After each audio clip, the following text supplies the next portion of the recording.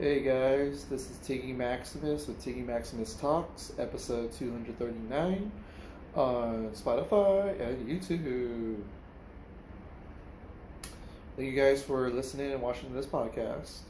And if you happen to be a new listener, watcher, follower, thank you for taking the time to watch and listen to some of these episodes. I know some of you guys I might have met in person and I told you about the podcast, and maybe you're a little curious as to why. I spend a lot of time talking about comedy, food, and sports, but just the three topics I love talking about. And there's always another sports event going on.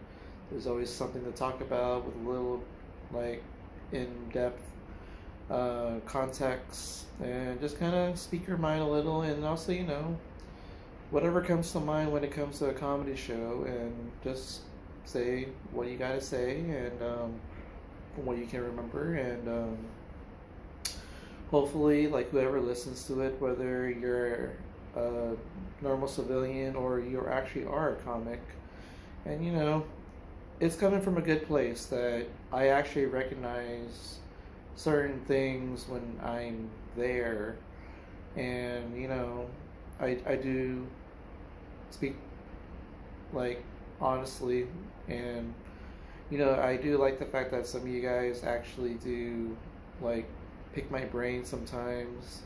And honestly, I don't have a filter, honestly, because, like, I have, like, a certain, like, image, like, kind of molded with everything I've heard and seen and hear, and I just want to tell you what's on my mind when I'm at a show, especially if you're on the show and you think that I'm going to talk about you. And honestly, if you ask me what I thought of it, I can actually tell you what I thought of it just from one person's opinion, so. And also, with food, like, whatever lasting impression I get from eating food, and it may not be 100% accurate, but then it's just all honesty up to the point of me talking about it. So, and of course, you know, I gotta deal with the fact that maybe, supposedly, not everyone will be happy with what I have to say, but again, I'm I'm pretty honest, and I'm coming from a good place, and you know, it's not exactly just something that you would change on the fly. Like, a lot of these things do take time, and everyone gets to mold their style of food or comedy, or you know their brand of how they do sports, and um, I'm just really offering one opinion, honestly. So whether or not anyone really takes it with a grain of salt, so to speak, um, was it a grain of salt, or yeah, or a grain of rice or something, some kind of saying like that. Um, but yeah, so on this episode 239, I do want to talk about three comedy shows, and it would actually help me completely close out all the shows I've seen up to this point. I may have given myself a little breather because I did actually go see like 6 shows in 6 days, and Monday being the only day I didn't watch any comedy. But it's funny that I mentioned that because there is a upcoming comedy show I'm going to be invested to go watch. It's a all women show, um, October 27th at the Mic Drop Comedy Club on Claremont Boulevard. I plan on going, and it should be fun. In fact, that is a Monday night. I'm glad that a very respectable comedy club is willing to put on a show on a Monday night, and honestly, I'm all for it, and I can't wait to show up on a Monday night as such as October 27th. So I remember there were some familiar faces. I think there was Linda Schwartz, she's on there, Etna Narona, I believe her name is.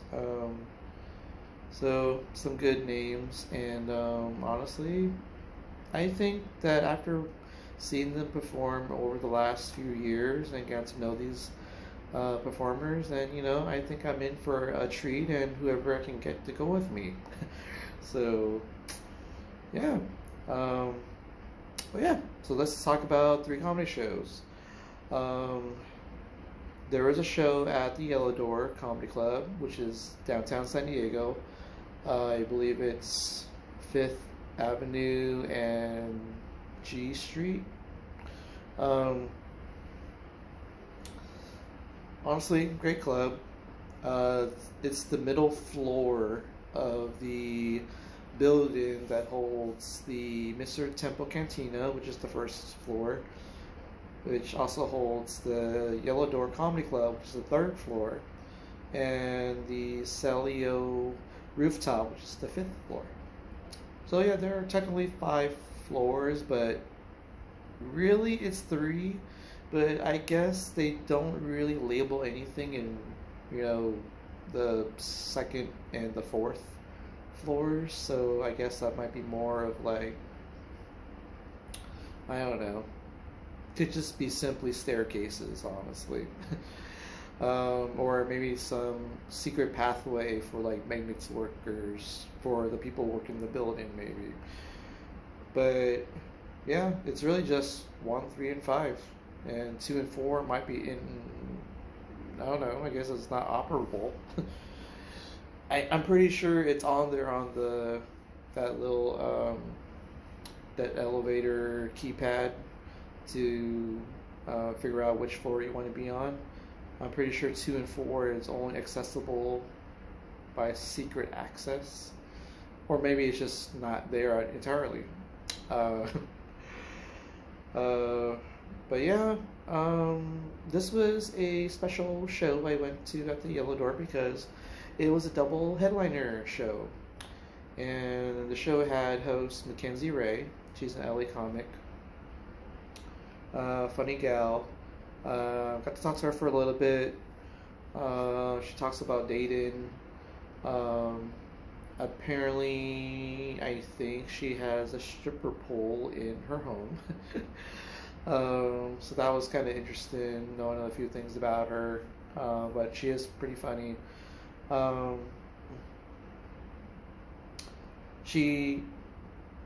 could tell that she has like a bit of sarcasm in her comedy set. So, but overall, the crowd, I would say more than half the crowd really liked her comedy. There were quite a few laughs. I want to say that she was a 8.4 out of 10. I believe we also had a guy by the name of Josh Shakespeare. The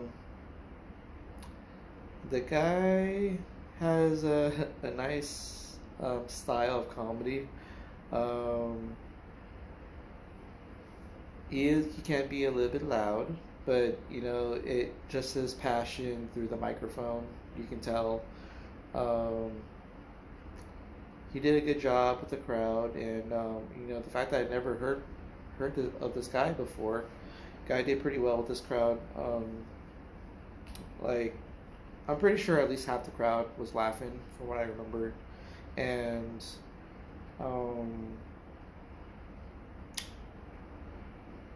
he did talk about dating, and then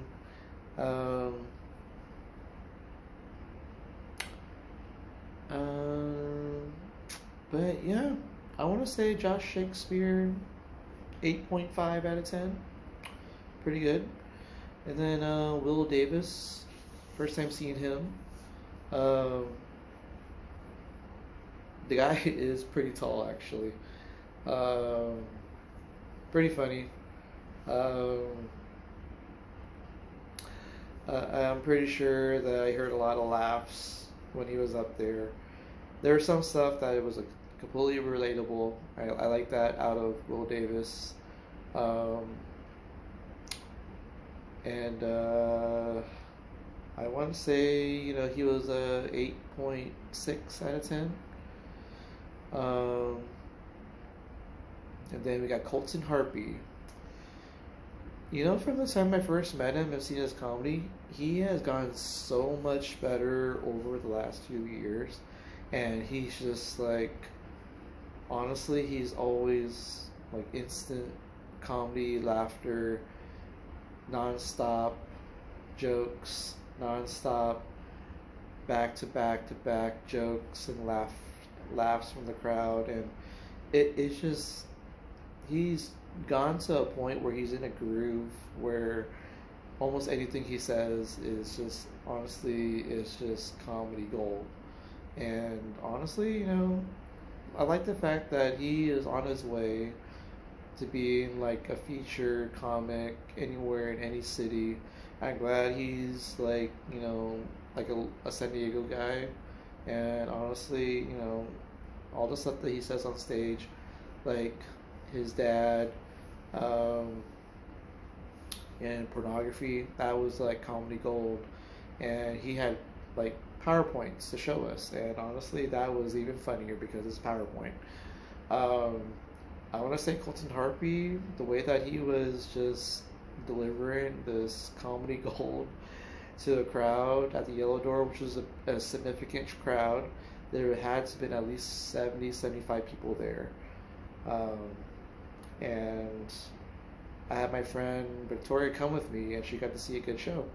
And I want to say Colton Harpy was a 9.5 out of 10.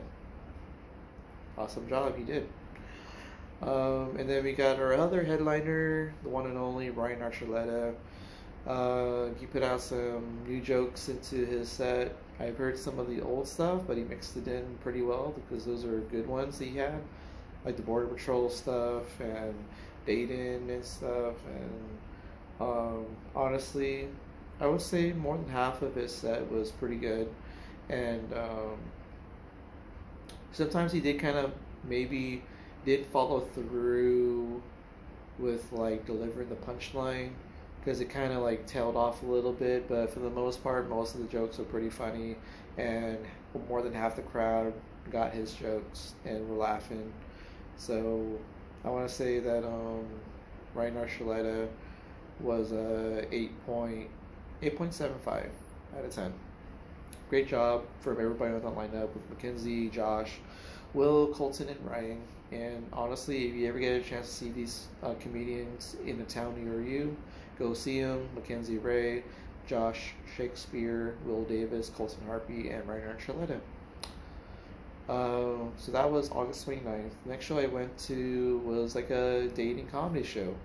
It was, again, at the Yellowdoor, once again, August 30th. So the show is Stood Up Live, and the show is run by Jacob Johnstone, Allison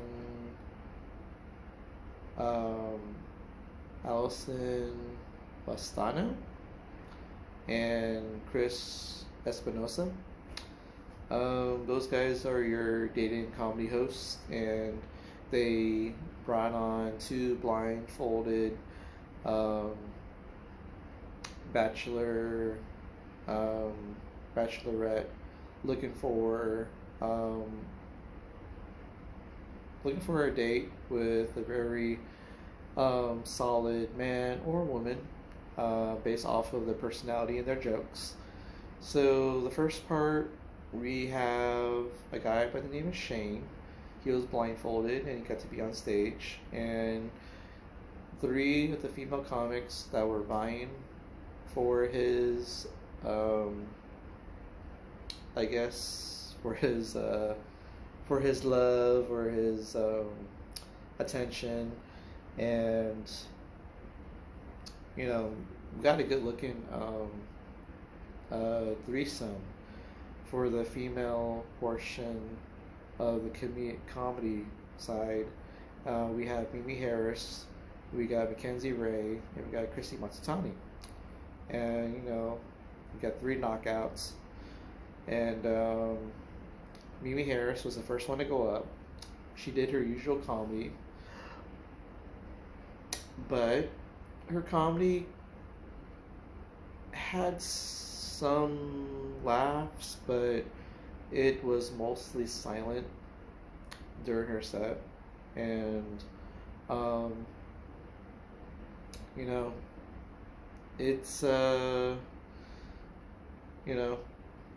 honestly, it could be hit or miss, because like the same jokes does well in other crowds, but this one, it somehow didn't hit as well. And her comedy was probably 7 out of 10. And she got to talk to Shane on stage and got to know each other, and then she got off stage. She did talk about how she dates ugly guys because she has to be the prettiest one of the couple. That's totally relatable. That was kind of cool that she said that, or kind of like had that, that was kind of the words spoken amongst of a topic as to why Mimi dates the guys that she does, and then as they're chiming back and forth, just talking about how you just gotta date uglier people because you got to be the prettier one of the two. So that came about. So that was probably the funniest part of the segment for Mimi Harris, when dating uglier people than you because you have to be the prettier one.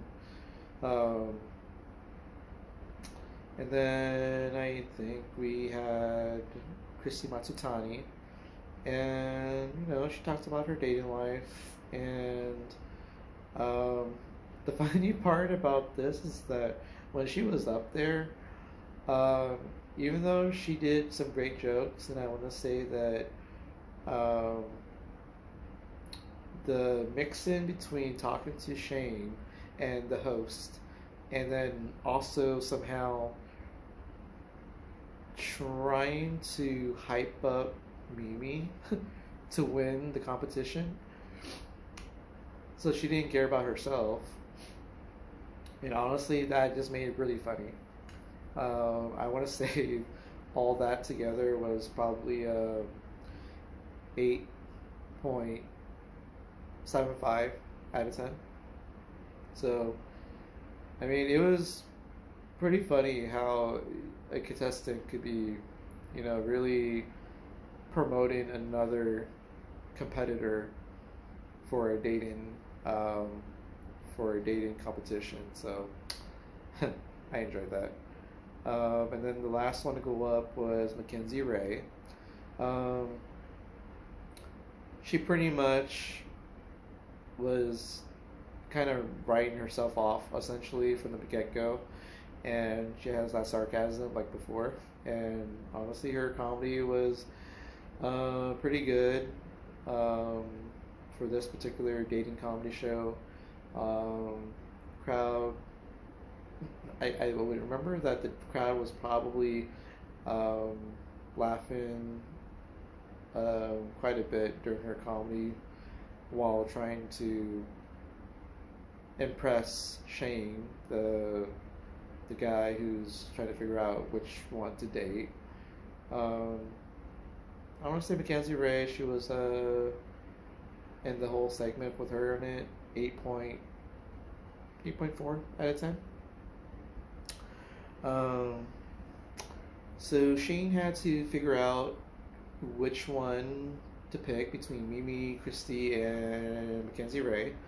And honestly, the funniest person did get chosen, and that was Christy Matsutani.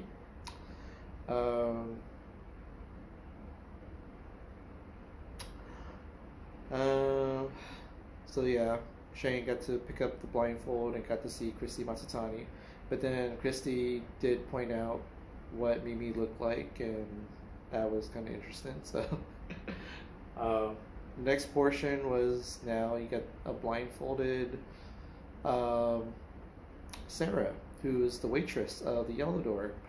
Um, she's a really cool gal to get to know, and she told me that she was going to be on stage for the segment, and like, oh, I was kind of like, I'm glad I got to be here for this. Um, so they blindfolded Sarah, and they brought up three guys. Um, they brought up Max Halpert, Nick May, and Ian Michael. Um, I believe that Max Halpert was the first one to go up, and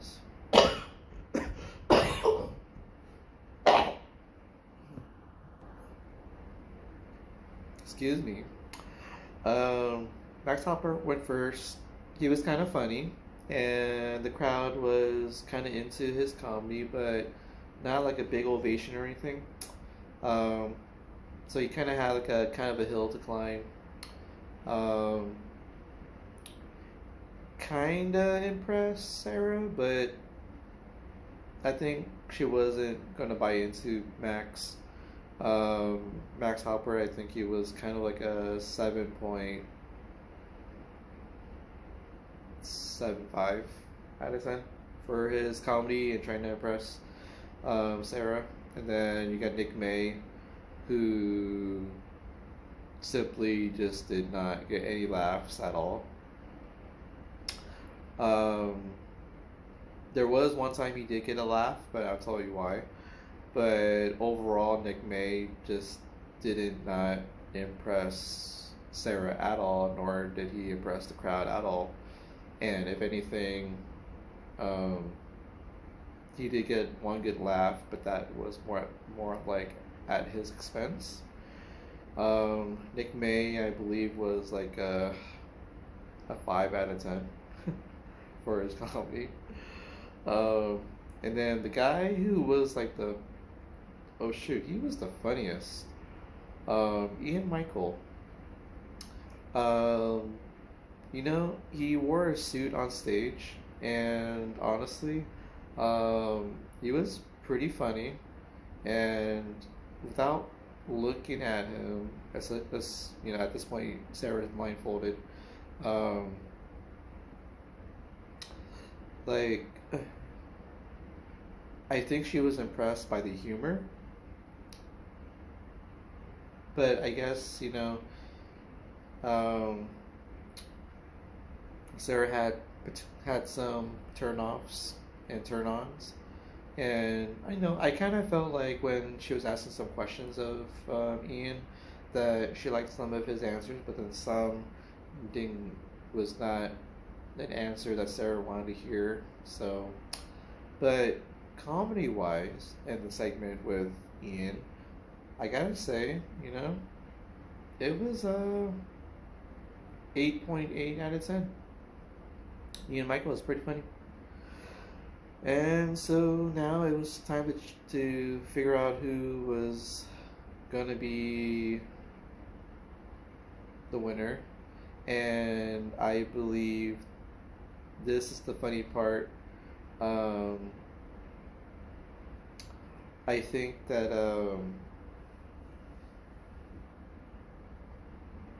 the host, all three hosts, they actually do ask the crowd, who do you think that the contestants, the female or the male, should pick based off of the three people, the three guys doing comedy or the three ladies doing comedy. And yeah, Christy Matsutani did win the crowd, and Shane did pick Christy. And then when it came to Sarah picking, and then the crowd was asked who do they think did well, there was some ovation for Max. The biggest laugh that I thought it was is because of the fact that Nick May, when you asked if he should win, it was complete silence. And because of the complete silence, that started a big laugh in the entire movie theater. That might have been the biggest laugh of the whole night, actually, because of the fact Nick May got 0 votes. So, and then Ian Michael, crowd liked him the most, and of course, Sarah picked Ian Michael. So, congratulations to Ian Michael and Chrissy Matsutani for getting Shane and Sarah.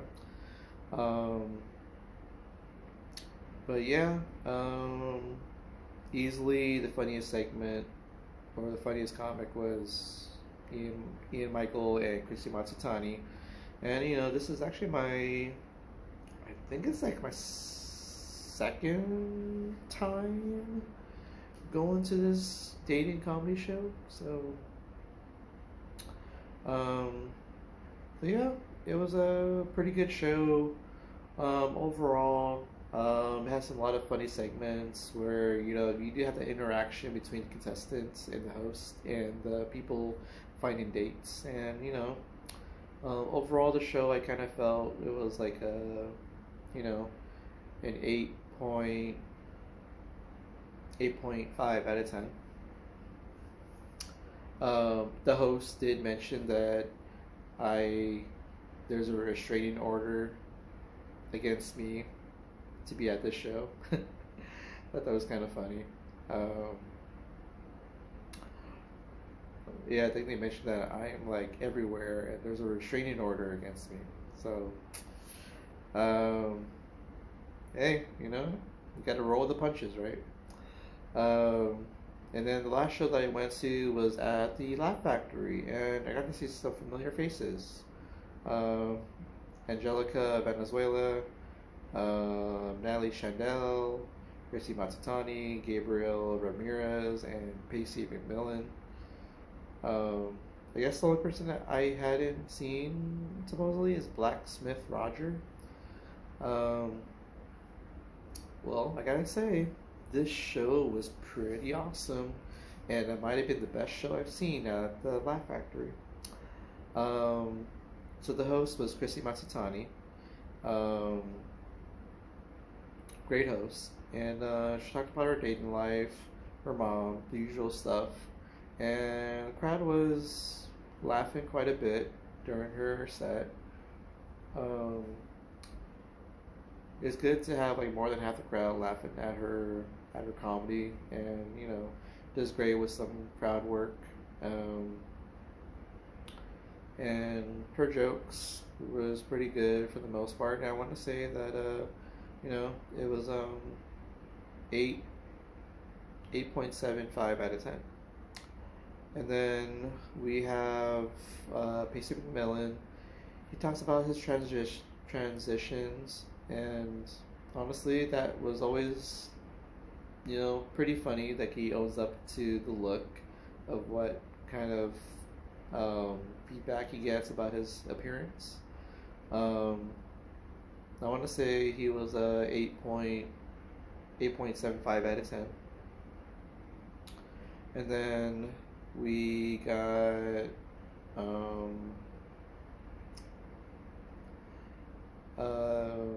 Natalie Chandel. Boy, was she really funny, and she talked about dating, being married, cultural traditions. Honestly, this is probably the funniest set I've ever seen her do. Honestly, I enjoyed it. I would say that she got a good bit of the crowd laughing when she does have her punchlines, and it was a lot of that through her set. I want to say that she was probably 9 out of 10. And then we have Angelica Venezuela, and when she talks about dating and her doctor visits, that's like some of her funniest stuff, and the crowd liked it a lot. And she always brings like this, like a big burst of energy on stage. Um, I guess you could say that's kind of like that Latina fire in her. Um, and I want to say, with the amount of laughs I heard for her comedy from the crowd, I want to say that she was an 8.8 out of 10. And then we have Blacksmith Raj, and you know, guy's pretty funny. I'm glad I got to hear him. Talks about, um, dating, being black, and um, and honestly, he has some good crowd work. Um, and honestly, he was mostly funny. It got a lot of laughs throughout, like 80%, 90% of his set. And I want to say he was um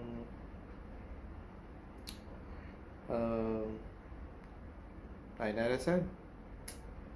And then our headliner, Gabriel Ramirez. Oh man, he brought a lot of energy to the stage, and I'm glad that he closed it out, because as much as he talks about dating, um, growing up, and he talks about his voice, the way he speaks, and his punchlines were like back to back to back, and it's like constant laughter almost every minute or every half minute, and like I really enjoyed it. That might have been the best I've ever seen him perform. And this whole crowd, this whole lineup, it just made everything for a super amazing night. And honestly, this was probably the best comedy show I've seen at the Laugh Factory downtown San Diego. So Gabriel Ramirez, I want to say he was a 9.5 out of 10. Um, there is one last thing I want to talk about. I got to watch the Canelo fight versus Terrence Crawford. It was a good fight. Good performance by Terrence Crawford. He outboxed Canelo for a good portion of the fight. I saw that Crawford was probably ahead. Um, like, I think he must have won the first 6 or 7 rounds or something, because it wasn't until in the second half of the fight that Canelo started to pour it on a little bit and got some power punches landed, got some exchanges with Crawford and won some of them. But throughout the whole fight, though, you can see Crawford just being faster than Canelo. Those jabs, the counters, uppercuts. Crawford was on his game, and he was a step ahead of Canelo for most of the fight. And even though in the second half of the fight Canelo was doing better, but Crawford, you could see him when he counters Canelo and he welcomes his exchanges. You could see Crawford like hitting Canelo really hard, to the point it jars the head of Canelo back quite a few times during the fight. And you know that Crawford got him flush a few times, but it's hard to knock out Canelo. It was what I expected, and Crawford won by decision, 7 rounds to 5 rounds for Crawford. I think the scores were like 116, 112 for Crawford, and 115, 113 two times for Crawford. And so Crawford won by unanimous decision, and he is your new super middleweight undisputed champion. And honestly, I predicted this before, like months ago, that Crawford would probably win 7-5, and two of the judges agreed with me, and it actually happened. And it came to fruition that Crawford was the better fighter, and I kind of felt that this was the time that Crawford was going to be the one to beat Canelo, especially on this big fight on Netflix at Allegiant Stadium in Las Vegas. And they both had great intros. All the stars came out, and we saw a good fight.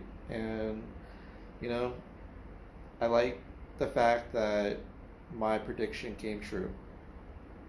And honestly, I like to see how it played out, and it did, of how it did. And honestly, it feels good that when I make a prediction like that and the result matches my prediction. So, but yeah, guys, that's it for me. Next time, I'll probably be talking about comedy or sports or food. So stay tuned for the next episode. Thank you guys for listening. And this is Tiggy Maximus signing off.